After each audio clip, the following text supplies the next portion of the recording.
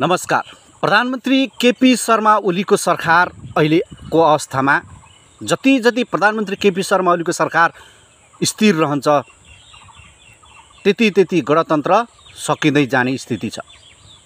अहिलेको परिस्थिति आउनु, अहिलेको मुख्य घटना सिर्जना हुनु भनेको चाहिँ प्रधानमन्त्री केपी शर्मा ओलीको सरकारले नै गर्दा हो।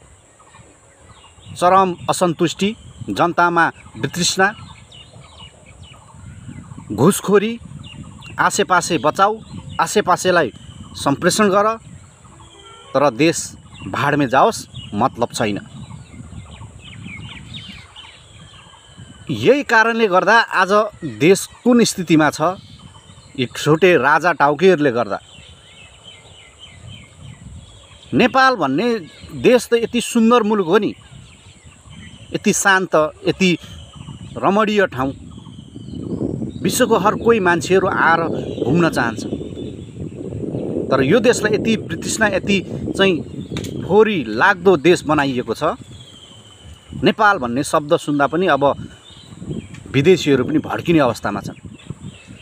चरम भ्रष्टाचारले लिप्त देश भनेर चिनिन्छ अहिलेको सरकार, र यो देशलाई पनि त्यसरी नै चिनाउँदैछन् अहिलेका भ्रष्ट नेताहरूले। अब हरेक ठाउँबाट जागेर युवाहरू उठ्नु जरुरी छ, यस्ता सरकारहरू फाल्न जरुरी छ। जय नेपाल।